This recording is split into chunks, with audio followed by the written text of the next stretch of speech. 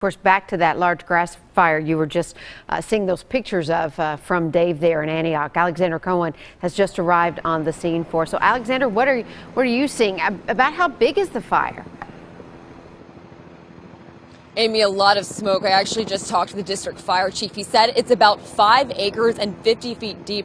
This is actually a huge mulch fire. You know, we thought it was grass and brush, but according to firefighters, this mulch fire started yesterday on private property. There's about 25 firefighters who are here attacking this fire. They're coming in right now from Old Hickory Boulevard on ATVs. Again, 5 acres, 50 feet deep. They have requested assistance from the forestry department in the state of Tennessee. I also heard on the scanners that the Office of Emergency Management is coming out here to help them figure out what to do. Apparently the fire was out yesterday, but it did rekindle as the wind picked up here this morning. It's burning underground, so that's some new territory for firefighters out here. I'm told people do dispose of compost at this location, but again, it's that mulch fire that is spreading out here at the scene. We'll make sure we stay here at the command post and talk to firefighters and bring you the very latest here on News Channel 5+. Reporting live in Davidson County, Alexander Cohen, News Channel 5. Alexander, thanks. You've been able to give us some good details on what's happening there. Thank you so much. Breaking news this morning. Officers are investigating 2 separate armed carjackings. Now, the first happened on Bell Road, Antioch, just after 11 last night. Officers say a man held a woman at knife point and assaulted her as she tried to get out of her car. The man took her Honda Civic with tinted windows. The woman was taken to the hospital but is expected to be okay. And then around 1 this morning, another woman was carjacked at gunpoint in South Nashville. It happened near the Prestige Point Apartments on Paragon Mills Road. Metro Police tell us she was walking from her car to her apartment when 2 armed men wearing black hoodies approached her and took her car. She wasn't hurt.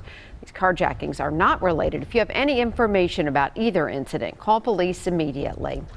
And happening now, police are looking for a suspect in a deadly shooting in North Nashville. Investigators tell us that Charity Adams died at the scene. Her boyfriend, Kenneth Pullins, was shot in the back. The couple was visiting Chad Miller to the far right there of your screen. He lives on St. Louis Street when they were attacked yesterday afternoon. Miller was shot in the head, but both men are stable this morning. Detectives say a man with dreadlocks, dressed all in black, opened fire on them and then sped off in a silver Malibu sedan. This is the second deadly shooting at Miller's house in a month. Robert Richardson was fatally shot on October 24th while picking Miller up. No arrests have been made and police aren't sure yet if the shootings are connected. If you know anything about the shooting, call Crime Stopper 615-74-CRIME. And just into the newsroom, a second suspect in a vicious attack on a woman near First Tennessee Park has been arrested. Christopher Darnell was taken into custody this morning. They say he and Brandon Dotson beat a 59-year-old woman with a metal stake and robbed her. Dotson surrendered to police over the weekend. Investigators say the duo hit the victim in the head as she walked home from a T-Pack performance. Darnell and Dotson are facing a number of charges right now. We're also learning more about a deadly motorcycle crash on Old Hickory Boulevard. Happened last Tuesday near Bridgeway Avenue. Police say Tiffany Stafford Jordan was headed northbound when she lost control, careening through a ditch before crashing in a parking lot.